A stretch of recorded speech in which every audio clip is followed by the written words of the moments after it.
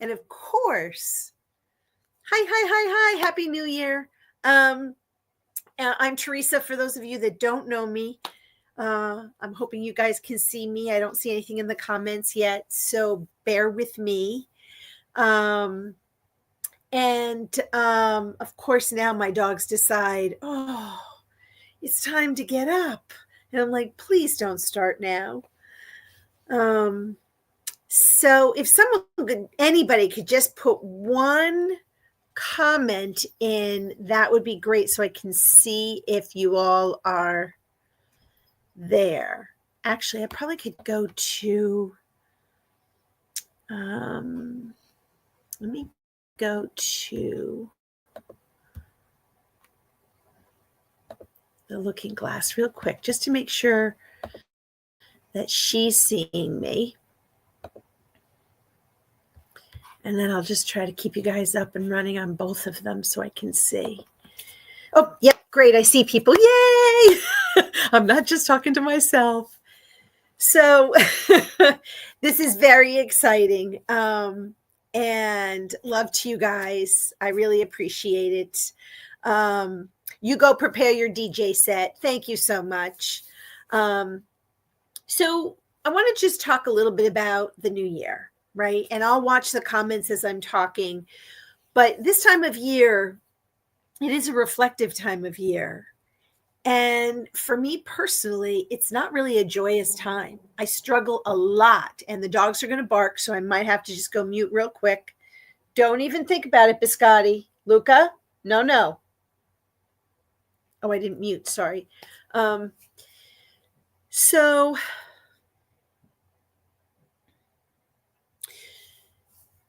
it's a very introspective time for me. And I know for many people, if you've lost someone you loved, it's a marker that yet another year is going by or going to start without that person you loved.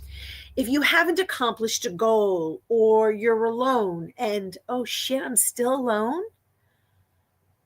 And then the realization is, do I really even want to be with anybody? And that's not just a companion. It's friends. It's, do I really want to sit with people? Do I really want to talk to people? What do I have to say to people? And one of the things that I'm fascinated by is being like a shattered vase. And there's a Japanese phrase called, and I want to share it with you because I don't want to screw this up. Let's see. It's called kintsugi. And kintsugi is, at a high level, the act of taking multiple pieces of your vase and gluing them back together. And they use gold, and they create these really beautiful pieces of art with the shattered vase. And that's how I feel. I feel like I came out of the womb and I was beautiful, and somewhere from a young person to now, this beautiful vase has been chipped away, broken, shattered. And how the hell do you get to be that beautiful vase again? You can't go back to being innocent. My innocence was taken away in many, many ways.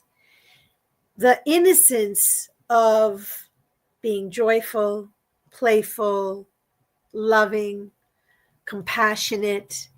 Those are things that, when it's taken away from you, it's really hard to get back. And that is the time in this new year that I become reflective. And so, yeah, I'm struggling.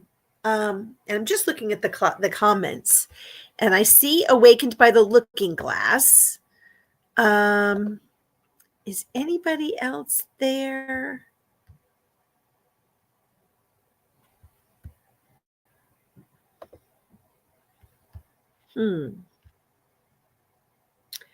Bridge is not letting audio work.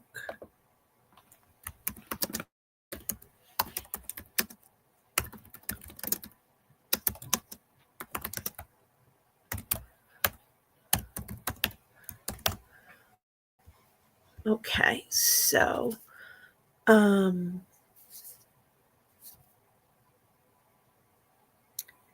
where'd you say? I don't know. So I'm not sure what's going on. So I'm just going to keep talking, and hopefully somebody will jump in and tell me if it's not working. So let's see. And I'm going to go here. I do want to just kind of follow the village. And okay, super. Thank you. So come here, Biscotti. You want to sit with Mama? Come keep me company. So, as a shattered vase, as a shattered human, as a shattered person, um, you know, I am an empath. So, my whole life, I felt things really deeply. I mean, it didn't matter where it came from, it didn't matter who it came from. My heart was always really heavy when I saw other people suffering. And I can't complain. I mean, we were, what you would call lower middle class family. My dad was a butcher, and my mom was um, an office worker, and my grandmother, who we called Nana, lived with us. And so she was our daycare. And I was the oldest. And there was a couple of us that were in the neighborhood, but I was literally in a neighborhood of all boys. And being an only girl in not only an extended Italian family that was around, um, there were 3 girls and 10 boys, I think. And the 2 girls were much older and lived very far away from me. So it was really me and the boys. And then the neighborhood was all boys. Think back to, when boys are a boy. They don't want to play with little girls, especially either a sister, a cousin, or the sister of a friend. So it was a very lonely time for me. And I would sit up in a tree, a maple tree. I know this is going to sound really corny, but I did. And I would watch the world go by. I would watch the boys play sports. I would watch them do their thing. I'd have a book with me always. If anyone ever read A Tree Grows in Brooklyn, I was the girl who sat in the tree and just watched life happen. I was never a part of. Oh, yay, people are coming in. Nice to see you guys. Yay, yay, yay. So I'm afraid to hit connect for the chat in fear that I might lose the audience. But it's such a so hi Kristen, hi Awakened, hi Village. And I think did I see Makers? Yep. And Living My Best Life. Yay, yay, yay. So I lived my life really through others' eyes. So I didn't really live, right? And I also was seen as daddy's little girl. And he was my hero. He was my idol. He was the bee's knees as a little girl. And I did everything to be a good girl and to do well and to be patted on the back and praised and recognized. And I think as an adult, and I've been going through this course, it's I call it an energy healing course. It's really a class that evokes growth, personal growth. It points out your individual, in my case, my limitations, the way that I see things. And it makes this course is very participatory. So you don't just get to sit back and listen to someone else's pearls of wisdom. It is very much, I have a 13-day journal that I have to do, and each day has a different question that you have to answer. And, it's very thought-provoking because the person I want to be is the one that I showed the world when I was young. I was, balls to the walls. I'm going to take everybody on. I'm going to be woman. hear me roar, and I meant it. I did my protests for women's rights. I had a lot of friends that were impacted by AIDS, and so I went and I supported them. I had a couple of friends that were impacted by pediatric AIDS, and this is back in the 80s. I'm 61, so I was definitely in that time where stuff was changing. And I still lived in my good girl world. I still wanted the recognition and the praise and the adoration of my dad. And my extended family. And that was a difficult sort of, what do you call it? It's an image that you're trying to uphold, right? So it's a facade. Facade, that's the word. It wasn't that I wasn't a good girl, but I wanted to go and live life. What happens when your world is shattered? What happens when the people you respect or loved or adored the most hurt you? How do you move forward? How do you move through? How do you acknowledge? And so the New Year's for me, it was like, yeah, you could do all the, New Year's resolutions. I want to lose weight. I want a super job. I want that somebody. Yeah, Kristen, it's like we're sort of on the cusp of old world traditions and the new world. We haven't quite crossed over, right? The generation after us, they were kicking ass and taking names. We still had that old world, you're in charge of the family. You take care of the people in your life. Everything revolves around family. And then it shattered somehow. And the ideal of the person or people that you love the most wound you in a way that is irreparable.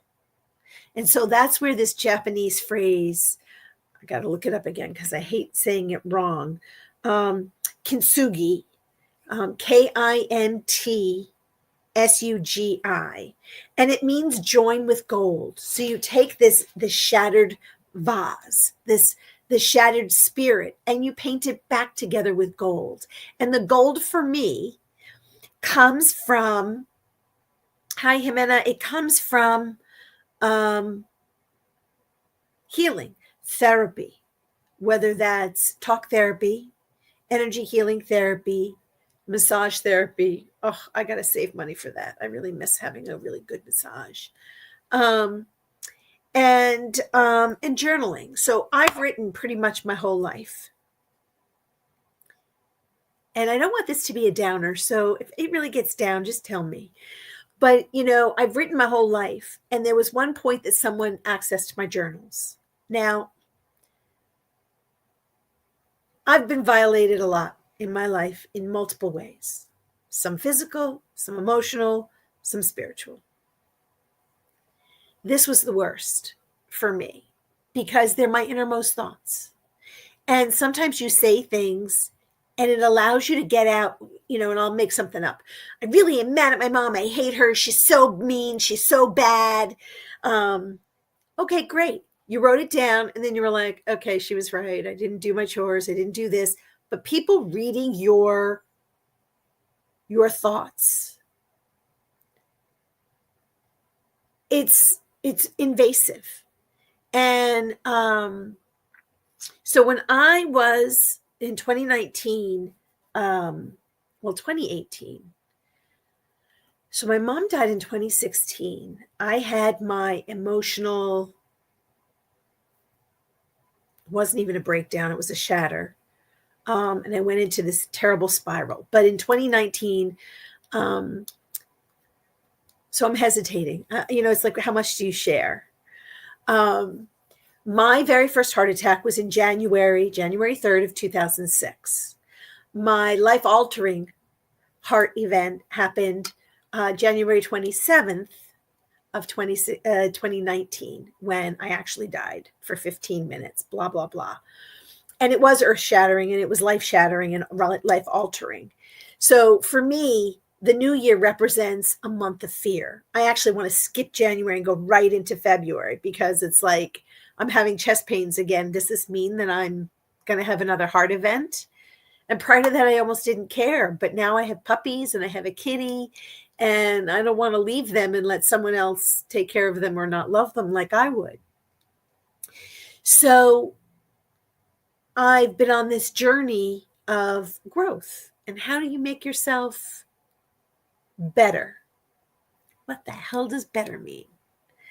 So that's when I studied and took a course on grief and death and dying, and moving through events, not necessarily getting over events. I don't need to be better.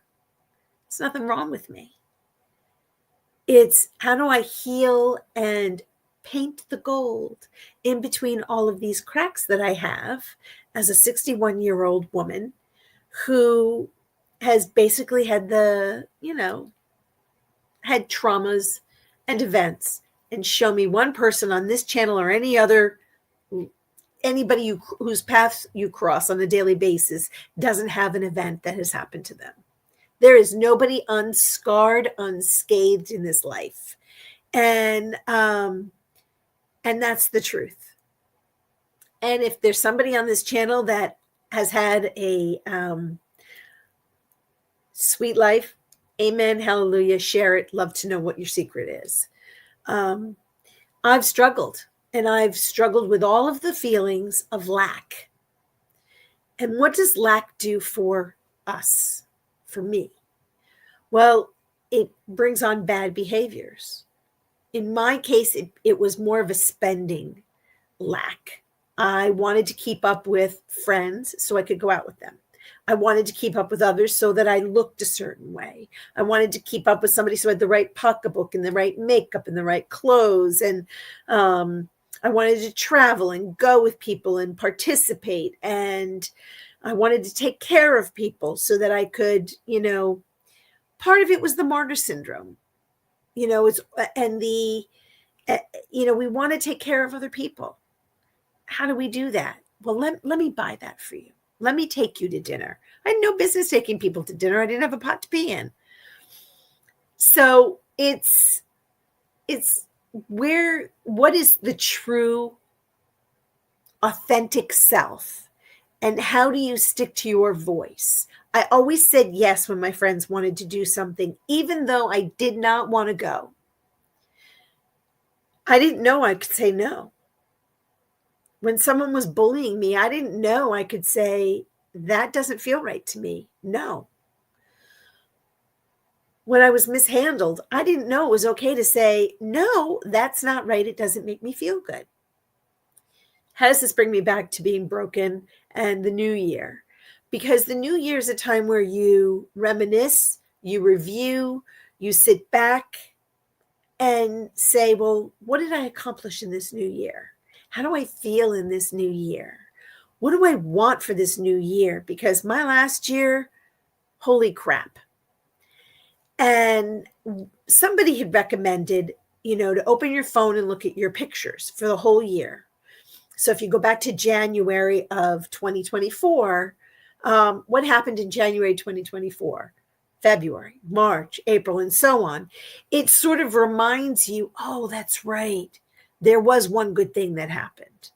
Or, shit, that was crappy. So there's a lot of different elements that trigger reflection. And in me, it's all about growth. I was getting ready to turn 50. And I had finally gone back to therapy. I'd gone to therapy for decades and then took a break. And I had been traveling for work. I live in Massachusetts. I was traveling to Tennessee every week. So for 18 months, on Monday mornings, I went to Tennessee and came back on Fridays. And my mom had moved in with me after my first heart attack. So I think I scared the crap out of her, and she was retiring. So it was like, I can't take care of you in New York. You have to come live with me. And my mom was my best friend. She was, my heart. And that's a topic for a whole different day. But traveling back and forth, my mom was at home, so I knew my house was well taken care of. And she was living her life. She's a prolific artist. I hope one day to share some of her art. And then she was diagnosed with cancer. So prior to her being diagnosed, I had started therapy again. And I said to my therapist, I'm going to be 50 years old. I said, I don't want to be on my deathbed going, why haven't I, why didn't I live my life to the fullest? What was I afraid of? Why didn't I do the career I wanted to do? Why didn't I express myself? So it was kind of a catch-22. Within a week of me starting that therapy, and it's going to be all about me now. I've been taking care of everybody my whole life, my brother, my dad and his wife, dealing with that situation. My mom, some friends of mine had some serious issues. I was a champion and support for everybody. In my career, I was kick-ass. I was managing multiple people and doing a lot of good things at my job. And so now it's about me. Boom, my mom was diagnosed with lung cancer. And on my 50th birthday, she had her surgery to remove part of her lung. And I laughed because my poor mom, she was like, she was more traumatized by the fact that it was going to be on my birthday than anything. And it was a stunted time because it wasn't really about me anymore. I had to step up and take care of my mom in a whole new way. What a fabulous lesson and a gift my mother gave me. And that's definitely a topic for another time. But in this revolution of taking care of others, again, I sort of put me on the back burner. But here I am, 61. I don't want to be on my deathbed. I've been there. And the dying part wasn't scary. I mean, I guess in fairness, I didn't know I was actually dying. I thought I was just passing out. But in the aftermath of being in that darkness and hearing all the voices around me and people shouting and sort of the experience of not being present was happening, I was never afraid. So I think on an intellectual level, that part of death doesn't frighten me. What frightens me is, thank you, my other's keeper. And I'll lighten it up in a minute. There is getting to a point here, but I think that, in that lightness and coming back, there was a new sense of joy and a new sense of purpose. And it was like it gave my brain electric shock therapy. Now, I am a religious person. I do believe in God. So I don't know if that's religious, if that's spiritual, don't really care. I believe in God. I believe in a higher power. I believe in, Mother Earth. I believe that there is something far greater than myself. That gets me through every single moment of my day. I can pray, and that prayer goes up into the universe. And as a person who studies Reiki and energy healing, I know there is something far greater than me. And there's comfort in that. And there's comfort in knowing that whether I see my loved ones or not again, that they are in a better place. And that doesn't mean that we are perfect people. And so in this healing journey, in this releasing the demons that I have, it's like a garbage bag or a luggage bag of stuff. Wherever I go, it goes with me. I don't want that to be my everyday. I don't want to be dragging this stuff. And I don't want to be filled with sorrow. Bringing me back to the new year. The end of the year is usually a heavy, sorrowful time. And yesterday when I was walking the dogs, and I was in the dog park, it was quiet for us for a while, and then someone else came in. But prior to that, we'd had a really couple of crappy days in New England, rainy, foggy, because all the snow was melting. And it was a clear blue sky afternoon. And the dogs are having a field day smelling everything. And I thought, show me the way. Be here with me. Help me get through this time. I don't want to live in the poor, poor, pitiful me stage. I don't want to live in this space where I don't have a voice or I don't have anything to say or nobody wants to hear me or listen to me. I also want to be a better listener. So here's the conundrum with starting a YouTube channel. And I'm wondering how many of you experience this. It's often you're just talking to a camera, to yourself. You read the chat. And hopefully in time, the chat is engaging with you and you're having conversations with people in the chat. I hope to bring people on and have them share the camera with me so that we can have these engaged conversations. And I have a lot of high hopes for my channel. So I'm really excited to get that going. But it's the moving forward and the grief and the sorrow and the traumas. They're all part of our shattered vase. And we can paint them back together with gold. We can paint ourselves back into this beautiful being and spirit.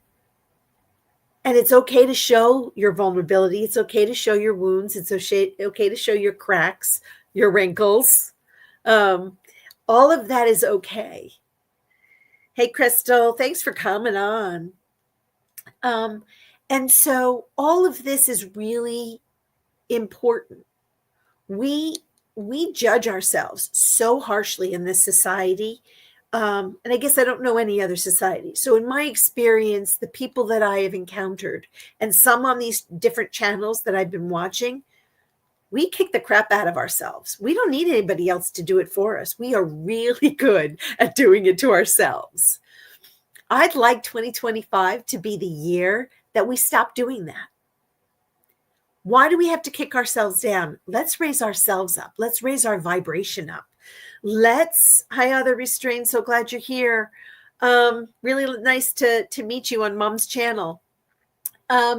So it's how do we raise ourselves up, and how do we help raise each other's vibration? That's what I want to do. We don't need someone to point out all of our flaws and all of our weaknesses and all of our failures. You know, whether we've had shopping, spending problems, drinking, drugs, medication, whatever it is, whatever our addiction is, whatever our flaw is. Okay, we have it. Great. Let's paint the gold into the cracks and bring us into this beautiful place where we are not that weakness, that failure, that crack, that chip. We are the whole. We are this vase of light and love and community and companionship, goodness. Let's just throw in all the happy words. It may not be reality because things happen. My dad is now going through his cancer treatment. My brother's partner just had his prostate removed because of prostate cancer, but he also has a spinal multiple myeloma. And so this guy is getting his ass kicked also. It doesn't mean our lives don't have things that will, I hate the word challenge, but I can't think of another one right now, but they're, interrupt our yay vibe. It's okay that we stumble. It's okay that we feel our loss. It's okay that we think that we weren't good enough or better people at the time that we should have been. Guess what? You can't go back. And as my mom is no longer here in this earthly plane, guess what? She's in my heavenly plane. She is all around. And she would not want me sitting here bemoaning the fact that she's not here with me. She wouldn't. My mom was a very, I don't know if demure is the right word, but she was very introverted and very quiet. She didn't say a lot, but she loved fiercely and loudly. And there was no doubt that I could have been a better daughter. 100%. 100%. Um, and yes, I always have been there for her, but up to a certain point, I really wasn't the best daughter. And I always thought I knew everything. You know, it's so funny. As a young person, we think we know everything. And then we hit at a certain age, and I'm not sure what that is, but it was my 50s for sure. It was like, oh, I don't know shit. I don't know why I thought I knew everything when I was in my 20s, 30s, and 40s, but I don't know diddly squat. And so for me, it's like, I hang on, let me put my glasses on. I see somebody else joining. Hi, Deaudre Gore. So, you know, it's like we think we know everything. We think we have all the answers. I know how you should be, mom, and you should have left dad years ago. And you. Who the hell am I? And was I ever in a relationship for as long as my mom was with my dad? So, you know, it becomes this realization that that's where the listening comes in. So for 2025, those things that I want to focus on is, yes, it's the self-talk dialogue that needs to be positive. You know, I can say, ugh, I'm not pretty enough. I'm not smart enough. I'm not good enough. How about I'm beautiful with my flaws? I am as smart as I need to be to get through today. You know, I have a good heart. I haven't met a person, friend or stranger, that I haven't tried to smile at and lift up for that moment in time when I've crossed their paths. And so as a listener, as somebody who can sit there and say, hi, what do you need from me today? Do you need me to listen and just be your sounding board? Or are you looking for somebody to share and have wisdom with? Because it is easy for those of us on the other side. Oh, Theresa really should get her channel up and just dive in and just do this and just do that. And then, so now you're telling Theresa what to do, but you haven't done it yourself, right? And then it's the being on Theresa's, I don't have all the equipment. I don't have this. I don't have that. Excuses. So what does Theresa need at that moment in that conversation? Well, I have to share this. I don't know if she's here. Hey, poet. Hi, Brian. Misha helped me the other day. She was like, look, I'll guide you through some of this. I will help you. And in that instance, even though I'm working with somebody, trying to get my channel up and get all the pieces together, I felt, oh, it's going to be okay. It's going to be okay. I'll be able to go live in January and I'll be off and running.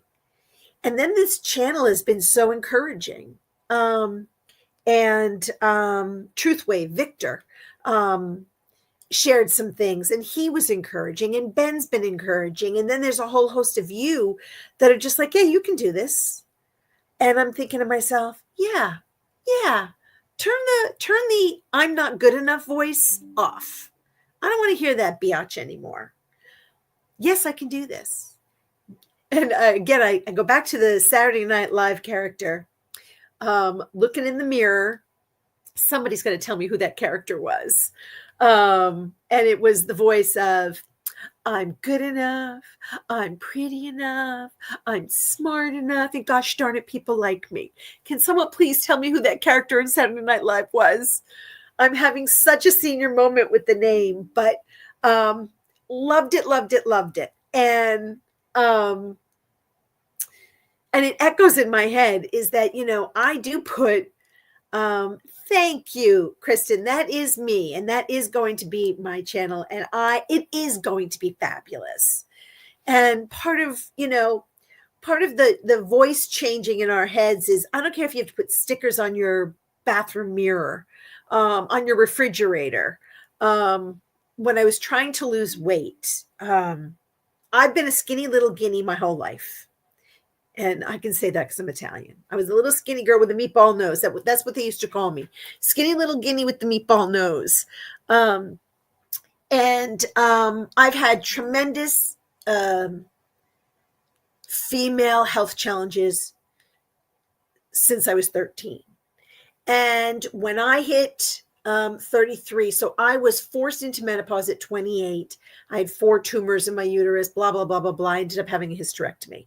So then I went from an abundance of hormones to homicidal menopause. Sorry, fellas, I'm not going to get into that topic today. That will be a topic, ladies. But what happened to my body was it was reshaped, and losing weight was next to impossible. And then you start to age and your body is still changing. And this also goes to men, because I know several in my life that, they would just either not have the beer for a week, or my brother Peter would just stop eating cupcakes every morning and he dropped 25 pounds. I used to say, you bastard. I gave up cupcakes and bagels and bread and pasta, not 1 freaking pound. I'd be like, what the hell? So our bodies, of course, are different. But the funny part is that I was still being judged by outsiders about how I looked. And at one point I said, so you'll love me if I'm 20 pounds less? I don't know if I can say this on YouTube, so I'll just do this. And that was my response. It was like, no. If you don't love this, whether it's 5 pounds overweight or 10 pounds overweight, please take the train and go to a different stop, because I am not the stop for you. Because none of us are going to look grandiose when we're 80. I'll look good, but I'll look good for 80. And I'm looking good for 60, and I'll look good for 70, because I'm healthy. And that's what I want to be. And that's my other thing for 2025, is to continue my healthful journey. And unfortunately, it means really reevaluating what we put into our bodies. But I digress. I want to just get back to that other topic for a second. So our voice, when we speak to ourselves, it's, yeah, I'm a little fluffier. I love the fluff. Even though I hate the fluff, what am I going to do about it? I'm not going to kick myself down. I'm going to say, hey, puppies, let's go for a walk. Oh, I shouldn't have said that. No, sit. I said the W word.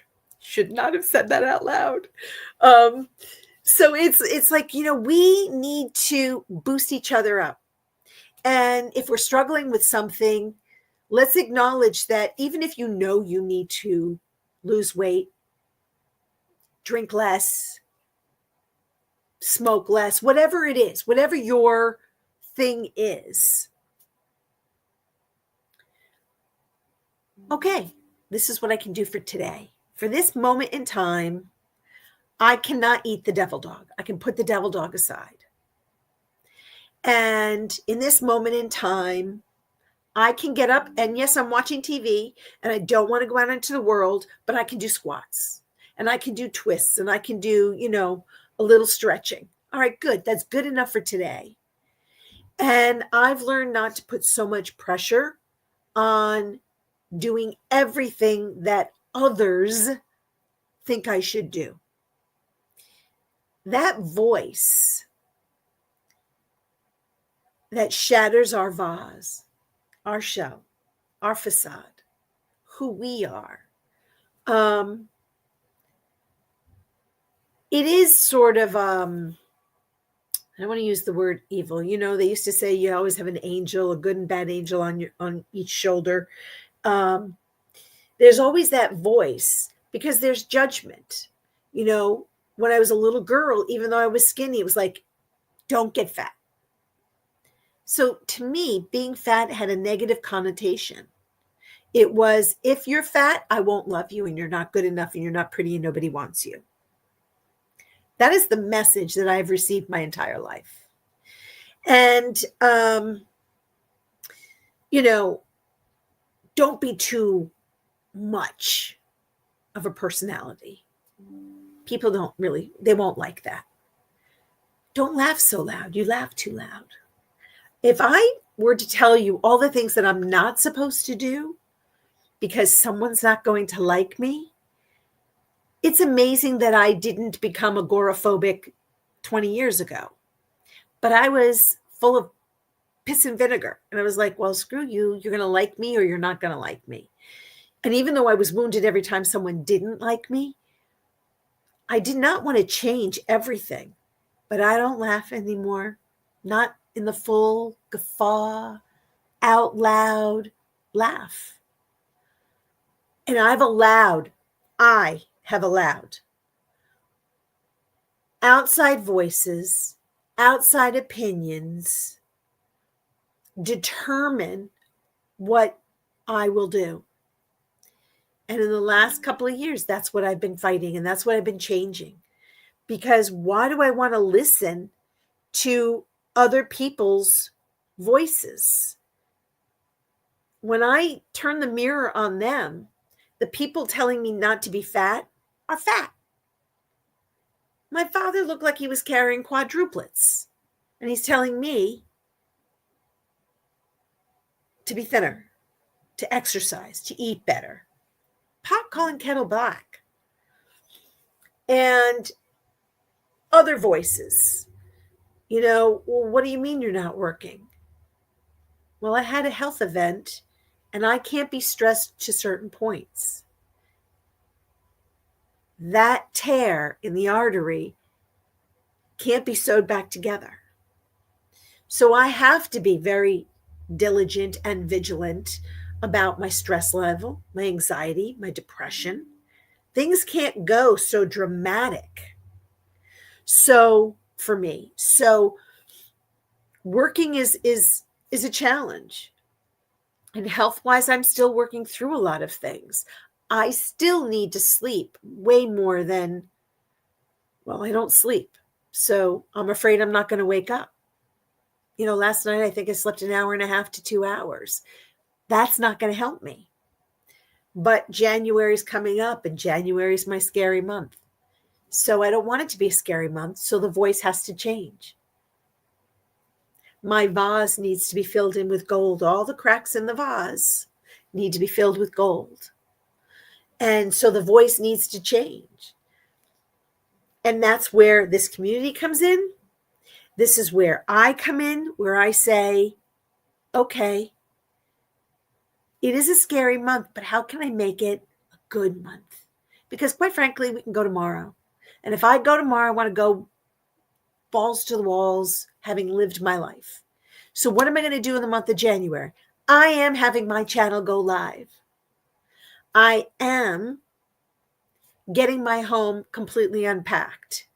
So I had to move from a beautiful home because I wasn't working anymore.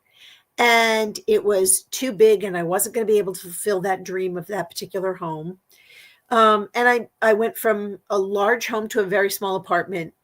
And as much as I got rid of a lot of things, I couldn't part with some things. And part of what I was bringing with me were things of my mom's. And that emotional connection to things has hampered me from having an organized home. And I've always been organized. Everything has its place. And I have never been so discombobulated as being in this apartment. I'm tripping over crap because I don't know what to do with it. And this past year for me in 2024 was releasing that. My mother's not in a dish. She's not in a coat. She's not in stuff. My memories are not in the stuff. So I don't have to hang on to it. And I'm telling you, that was a huge awakening for me. Intellectually, I know my mother's not there, but it was a memory. And that's why I want to share this stuff with people. It's like a little bit of acknowledgement that that piece of furniture, the person I love is not in it. Those clothes, that person isn't in it. And if you were to ask that person, sorry, I'm getting a headache.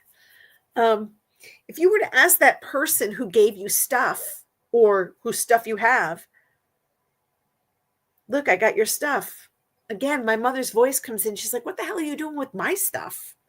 It doesn't even fit you. What are you doing? So it's been a year of release, of letting go, of allowing my vase. Yes, other restraint. Kintsugi is such a beautiful art form. And, I used to, and I still say this, I used to see my mother as a shattered Ming vase, that she put herself together, but she was never quite whole. And then somehow that translated to me, because I felt like someone literally took me and threw me on the ground. And, it's when you experience certain events in life, good, bad, ugly, indifferent, each event shapes you. Each event contributes to who you are. Would I undo those? Not really. I mean, there's a part of me that would, kind of wishes that I was on a magic carpet. But, during the holiday seasons, I was watching on YouTube lifestyles of the obscenely rich. And I thought, I don't want to be them. Isn't that weird? I mean, I don't want all the cars and all the houses and all. These people, the appearance, there was no connection. I want to be connected. I want to have that sense of family. And for me, it's got to be a family of choice. People that enjoy who you are. And if people don't enjoy who you are, you get to turn the channel. And that's what's beautiful for me is I don't necessarily, being part of a village, being part of a tribe, being part of a community, whatever that is defined as. Somebody very close to me is part of AA and has been in AA now almost 19 years, I think. This year will be 19 years. So proud. But doesn't miss a meeting, chairs a lot of meetings. They support each other. And for that person in my life, it really raises the vibration. And that's what we could do, or I could do, in building my community and building my channel. Let's raise the vibration. Let's be here for each other. I am not a therapist. I'm not a doctor. Don't even play one on YouTube. Experiential. I've had experiences. I've had wounds, and I have wisdom. And you have wisdom. Each of you, believe it or not, for as wounded as some of you are, you have something to offer someone else. What a freaking gift. And so that's 2025. It's let's Kintsugi the hell out of ourselves and raise each other up and create this beautiful Ming vase of who we are and put it on each other's shelves and be that beacon for each other. And so I just, I'm so sorry, Kristen. Yeah. And that is so profound. I can't even imagine that. When a parent loses a child, and I don't care how you lose a child, and your life is forever altered. My auntie lost her 20-year-old son in a tragic accident, and she altered herself completely. She is a charismatic Catholic, and she is, a repentant woman feeling like she did so many things wrong in her life for her sons. Her son's accident wasn't her fault. Your son, his life, he and I can only have compassion for him and for you. He couldn't see another way through. That doesn't help you. It doesn't help the mother. What do you mean? I'm here for you. Let me. And so I send you so much love and light. If I could hug you, I would hug you. And so please consider, a massive hug coming your way. And you did it in your time frame. And that's the other thing that I'll be talking about on my channel when we talk about grief. Please hear me loud and clear. You get to experience your grief in your way, in your time, for as long as you need to. Grief doesn't end. Grief just merges with us, and it comes with us, and it does not have to suffocate us, because that's how I had my heart event. But how do you move through that? And that is a community of people where you get to talk about the person you love. I never felt so alone, when my mother was dying, but then when she died, it was almost like cockroaches scattering and nobody was there. No one wanted to hear how sad I was.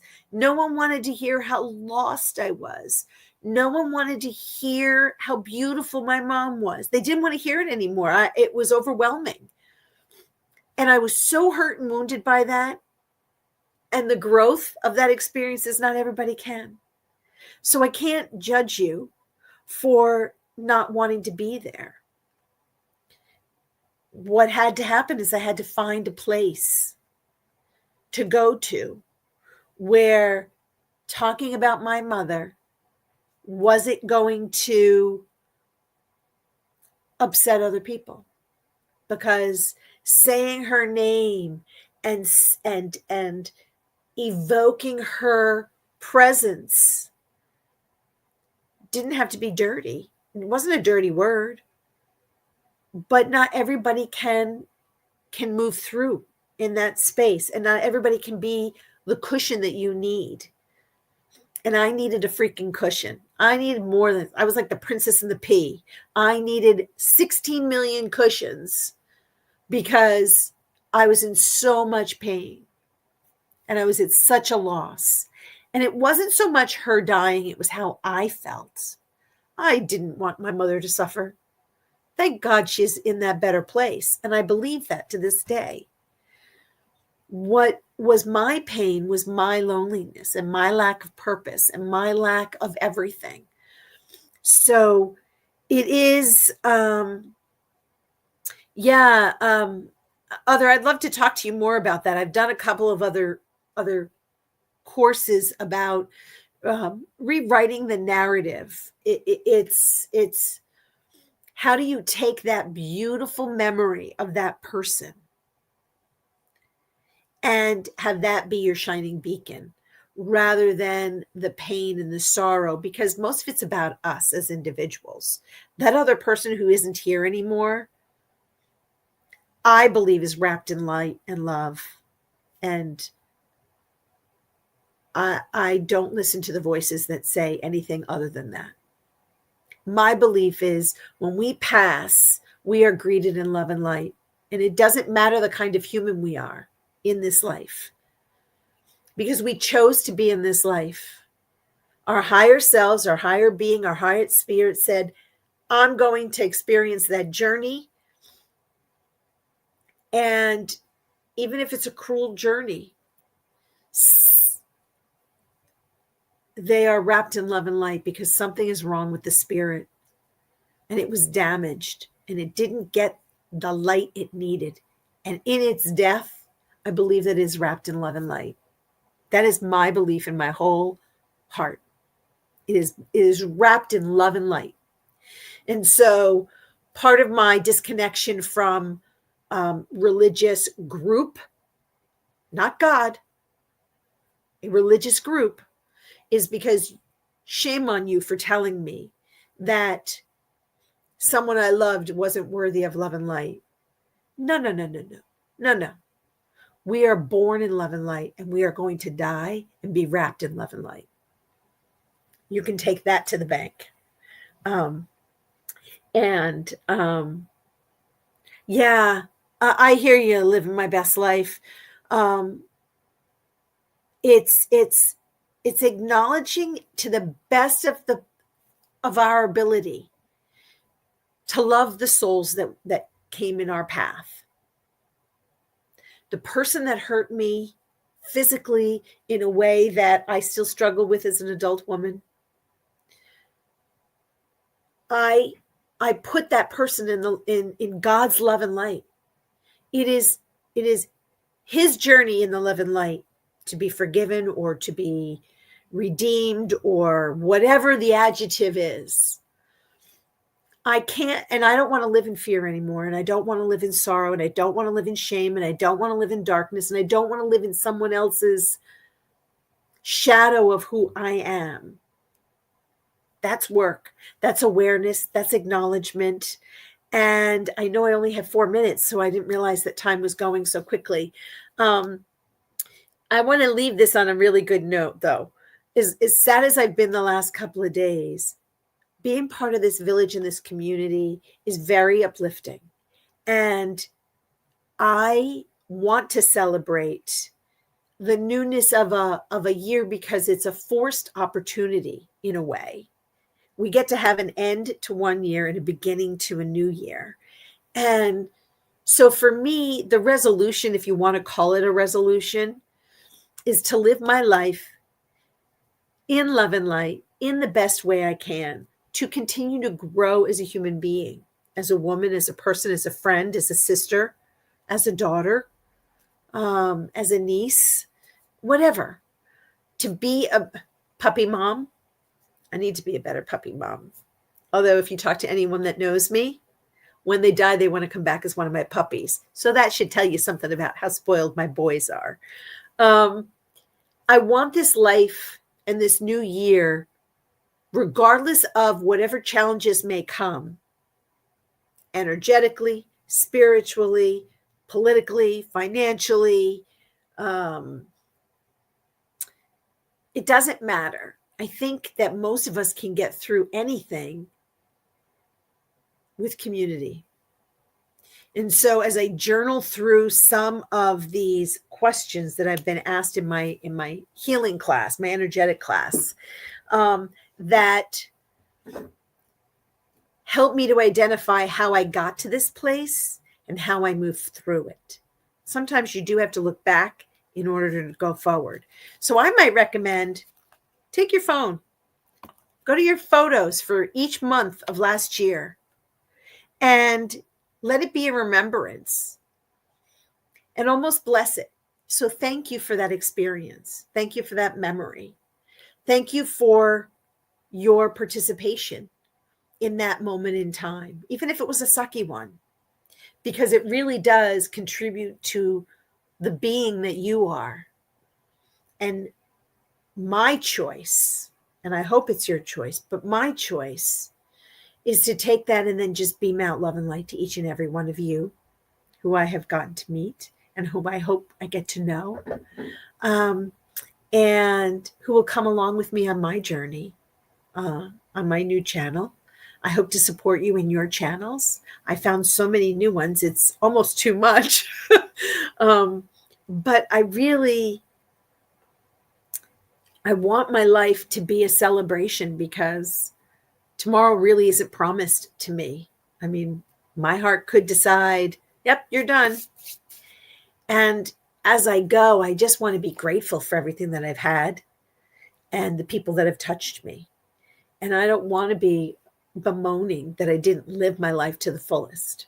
I lived it in shame and darkness and regret and sorrow. I don't want to be there anymore. It's too much. And once you start to let go of that, or I let go of that, I part with things that person's not in it, I feel lighter. And believe it or not, I eat healthier. And believe it or not, I am kinder. And believe it or not, everything else starts to evolve because as you let go of the garbage and the baggage and the trunks of stuff that you're pulling with you, um, you feel lighter and you might be able to smile. And maybe I'll find my laugh. I'd really like to find my laugh in 2025 because I squelched it because of others, and I'm not doing that anymore. So I hope it comes back.